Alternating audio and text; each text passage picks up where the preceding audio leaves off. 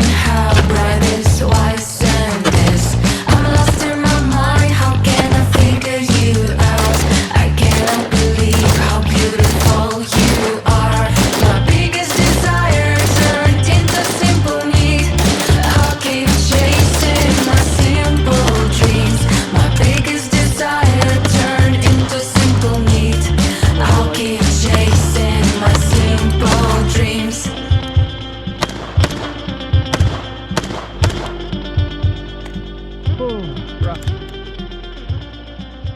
Today we are going to be talking about the hottest attempt at a service rifle from 2009, the 8-pound, $2,000 short-stroke piston Bushmaster AC Ruger SR-556, which is surprisingly similar in terms of its successes and lack thereof. Bloody hell, we just got our asses kicked! We're not really going to be focusing on the history of the SR-556, as I have another video that goes over that in much more detail, which you can check out. Recharge story short, Ruger failed to entice military buyers and the civilian buyers alike, and the project eventually got discontinued after going through several failed revisions.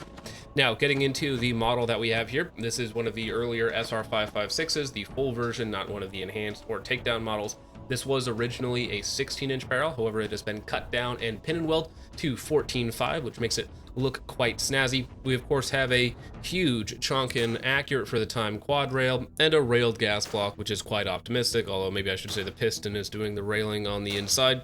The barrel itself was a 1-in-9 twist, 41-45 cold hammer forged barrel, 1-in-9 twist.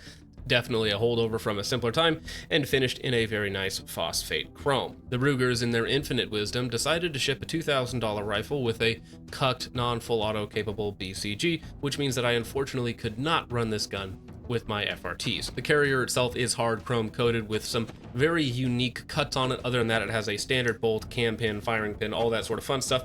It looks very similar to a Superlative Arms piston kit, so you might be able to get a aftermarket carrier, but really that shouldn't be the problem because it is a one-piece strike surface on the BCG itself, so you should just need to replace the bolt every 15 to 20,000 rounds, though you're probably not shooting this relic that often. The upper receiver is kind of mil-spec, at least on the outside, but up front the handguard is actually pinned to the upper receiver via this little bridged piece, which is quite nice, and that gives you a very rock solid mounting surface to mount your IR laser devices, though you'll probably need to mount them further back because I probably wouldn't want to put a plastic PEC on top of your gas block.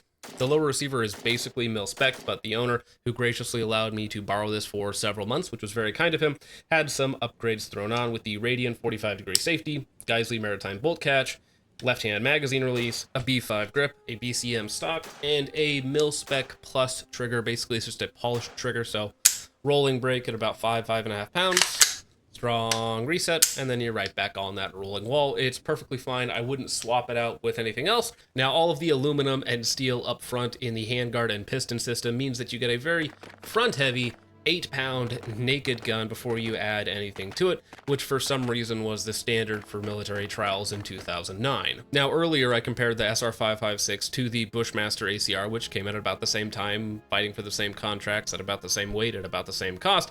However, I'm actually going to take the very hot take that the Ruger SR-556 is the better rifle by a wide margin. Even though the Bushmaster ACR is my favorite rifle of all time, I recognize that it is poor in its design and execution. But when it comes to design, the Bushmaster was 8.5 pounds naked with a plastic handguard that you couldn't mount anything to, versus we have a lighter rifle with a full quad, which while still, thick and more bulky than it needs to be, does allow you to mount more accessories in a more solid fashion. Now, on top of that, this has a short stroke piston system, so did the ACR. The ACR had 2 positions, both of them were bad. This has 3 positions, and one of them is good, so I guess that's a funny way of putting that. But the Ruger SR-556 actually shoots quite well, and on setting 1, which is the lowest setting, it is a very soft shooting, properly tuned piston rifle. Unfortunately, you have 2 higher settings for some reason, so you don't really have a suppressed setting.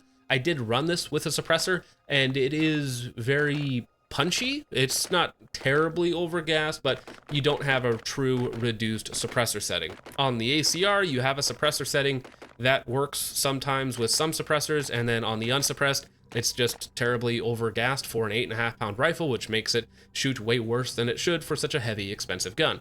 The Ruger SR-556 at least shoots well on one setting when unsuppressed.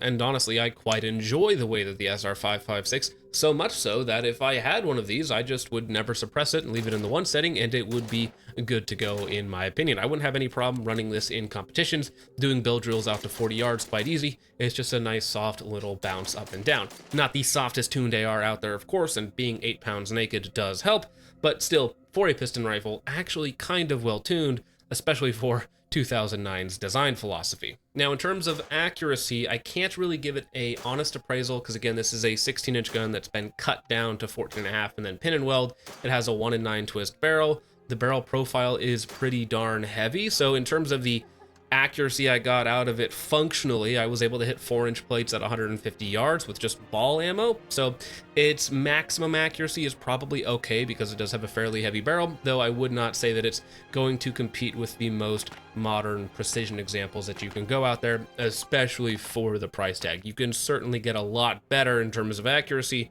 for a lot less. So you might be asking yourself, well, if it shoots so well, and it's pretty accurate given the technology and the purpose of the rifle, then why didn't it sell better or perform better in trials? And that's pretty simple on the civilian side of things.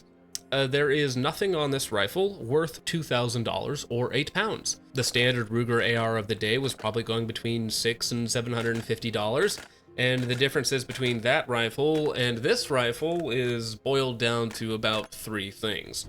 The carrier is slightly different. You have an op rod, and you have a gas block. And those 3 changes aren't worth double or triple the price and an extra 2 pounds. The design choice to maintain a mostly AR-like rifle with a piston system grafted onto it was a good and a bad thing. So for instance, you get a lot of the benefits of the AR-15. You get the great accuracy, you get all of the lower and the recoil system and everything that makes it shoot really well, with some of the downsides of it being a little heavy and whatnot towards the front because you grafted on this big old piston system onto it. But the downsides of that is now it just looks like a standard AR and it's not iconic.